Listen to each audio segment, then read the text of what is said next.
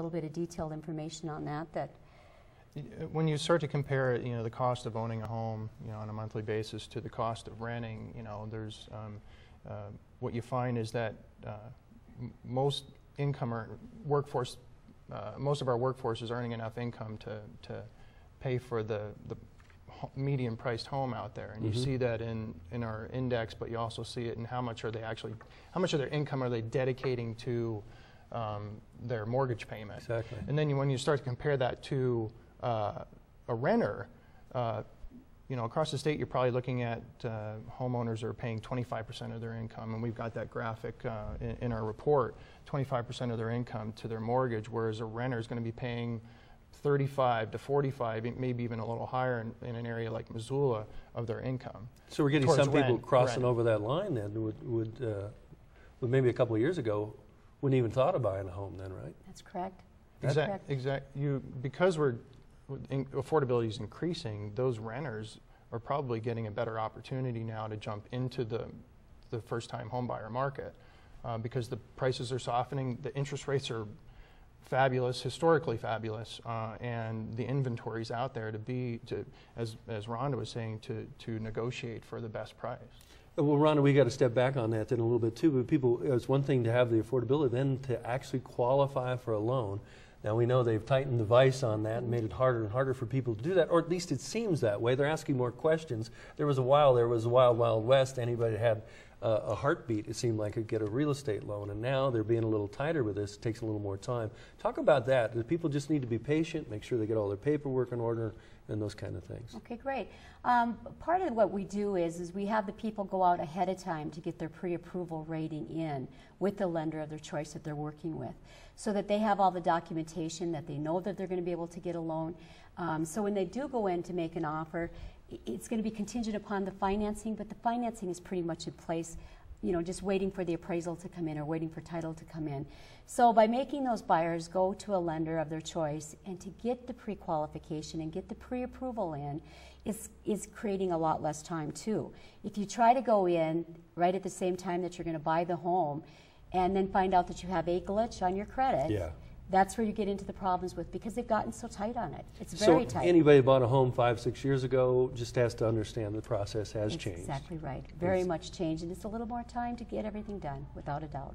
I'm still interested from county to county, the differential between, we've got some things going on off to the eastern part of the state where the oil industry and things like that, have we seen a rise in the home values off towards the east where the oil is really taking effect over there? Has that really been a big increase in the real estate prices there? Keep in mind that with our report, we cover the 8 large counties, which are mainly western Montana, but I think that's a very good question. But where western Montana has dealt with some housing affordability issues, not necessarily inventory issues, but affordability issues, the eastern part of the state has dealt with inventory issues more than anything. There you go. You take the oil boom, and this is not just characteristic in Montana. I hear it's even hard to get a hotel room over there, It let really alone is, a house.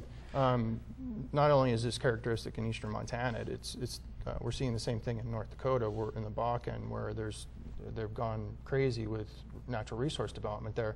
It's a shortage of housing, and there's a lot of developers that are a little reticent to go into those areas and build a subdivision because who knows if the development's going to be there tomorrow. The price of oil could dip so far that those workers that influx of workers that have come for that natural resource development and are earning a good income are going to leave. That could happen in the course of a week.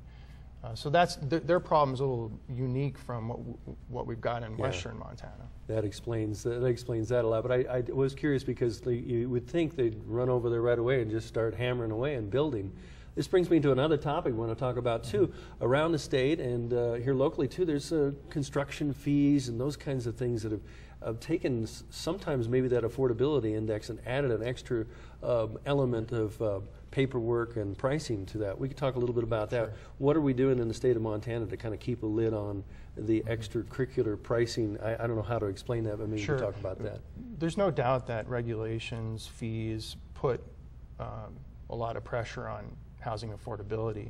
And probably one of the biggest challenges we're seeing there are impact fees. And some of the communities that we looked at have impact fees. Bozeman is one of them. In fact, Bozeman's impact fee for a new home is over $10,000 now. And when you say an impact fee, what do we mean by that? Sure. An impact fee can be charged for public facilities like roads, water, sewer, exactly. Okay. So on and so a fire station, and it's a way. The local government has the authority to impose that fee on a developer so that they're covering the cost of that infrastructure to service that particular subdivision. And how much on average could this add to the price of housing? Well, if you look at the jurisdictions in the state, which are mainly western Montana, that have impact fees, it could be anywhere from $2,000 a lot to up to over $10,000 a lot.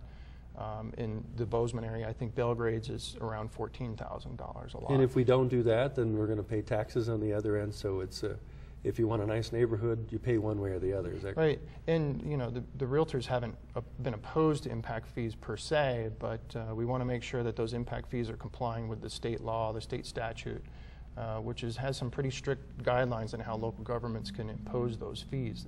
They have to be commensurate with the cost of the service that they're providing. Are we doing more or less on that than on a national basis, say from California, Arizona, or Utah? Are we right there with it, or is it's a new trend, or more and more of that coming? Yeah, that's a good question. Impact fees, the advent of impact fees in Montana, it's been over the last few years, really. Whereas other jurisdictions that have been dealing with growth pressures for a long time, decades before we have been imposing impact fees for a long time. Ronda, I want to talk to you a second about this. Time spent on the market for a house. I mean, people they've got to be shaking their heads sometimes. They think they've got it priced right, and it's just sitting there for a long, long time. Talk about that. I mean, what was it like in Montana before the recession, and what's it like now compared? Okay, usually on days on the market, before the recession, we would have multiple offers coming in the same day that the house would go on the market. So we didn't have days on the market. Today, it's taking a little longer to sell your home because of the supply and demand that's out there.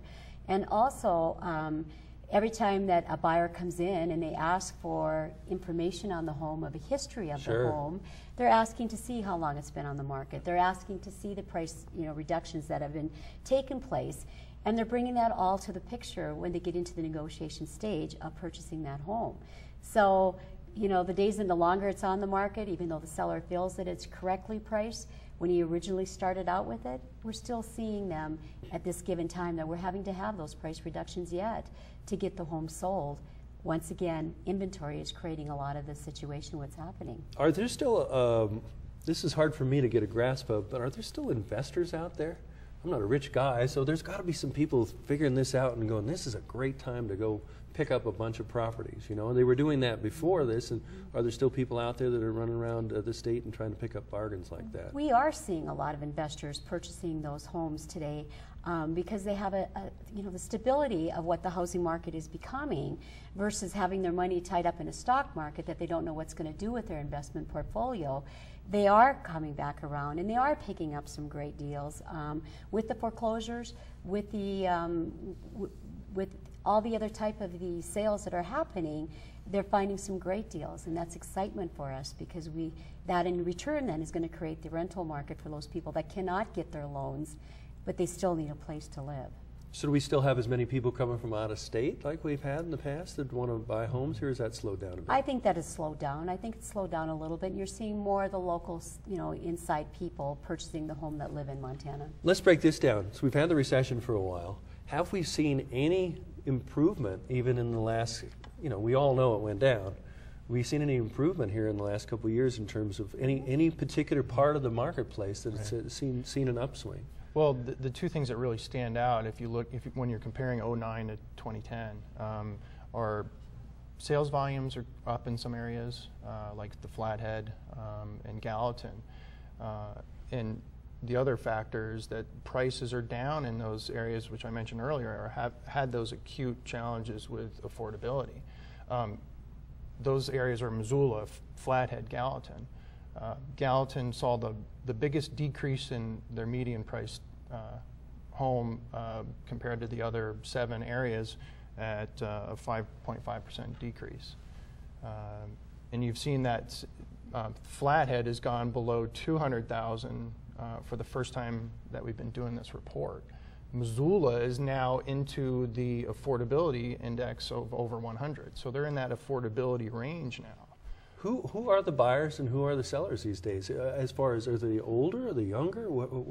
How do we have this tracked out? Is it? I think we have a mixture of a lot of happenings.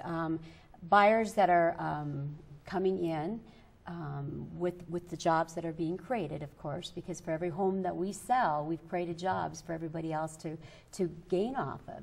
And I think the national statistics out there right now is that for every home that an agent sells, we probably look at about 40 different businesses that are being affected by that home that's being sold.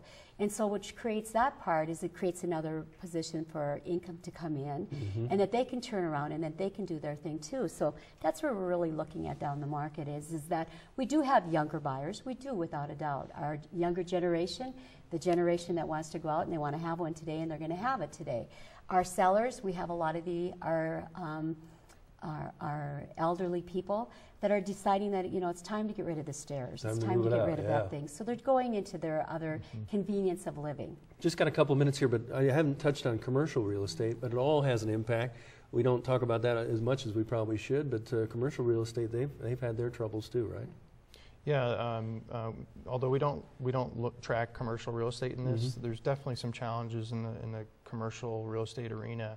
I think probably most of all the credit situation for commercial. To actually get the loans. It's hard to get the lending. Well, quick, then we'll get this down. Recommendations for the average person watching our show right now that's out there right now. What do you tell them? Because nobody really has a crystal ball, but maybe we have one here from Montana. Glenn, do you take a second on that? Well, I think the silver lining in this whole report, although we've got an economic slump going on, we're not immune from it in Montana. The silver lining here is that we've got increased affordability in a lot of areas of Montana. We've seen a 20%, 30% decrease in prices in some of the more challenging areas like Gallatin, Flathead over the last 3 years. So it's a good time to start looking at real estate investment. The other thing is the credit's an issue, and you've got to be very conscientious about your credit as your personal finances. If you're going to buy a home, don't go out and buy a new car. The Mercedes is out then. Right? Yeah. Don't incur a lot of debt if you're planning on saving for a home. Rhonda, we've got about a minute and a half. Maybe you could just tell us what you think too for people looking. Here we are in June. People are thinking about buying homes. They're getting out, running around. Kids are out of school. What do you need to tell them? What I would say right now, and as the president of the Montana Association of Realtors, it's such an important time for anybody to go out and purchase a home. It's a great time to buy. The interest rates are great. There's a lot of help with different neighborhood housing programs and things that can help first-time buyers get into their home, and it's an opportunity for them that they should really take advantage of, to work with it, to understand what it is when you purchase a home. We like to say to people that, you know what, the home is what your investment is, and it's going to be there for you. But if you don't like it, you can't take it back to any place to get your money back on it. So it's yours. And get a good realtor, get a professional to help you out. Without a doubt, we Quickly, have the best. we started the show off with that report. We can get that on Montana. Give me the website again. It's www.montana spelled out, realtors spelled out.org. Great, and that report is available. You can take a look. It's 109 pages. But if you're going to buy a home, the biggest expense of your life, it might be worth reading just to check it out and see or talk to some of the professionals here in town. Thank you both for coming by and talking about Montana real estate, and I feel better about it already. I just bought a home about a month ago. Glenn and Rhonda, thank you for coming by for Face the State. Thanks for watching Face the State. This has been a presentation of Montana's news station. Fair, accurate, to the point.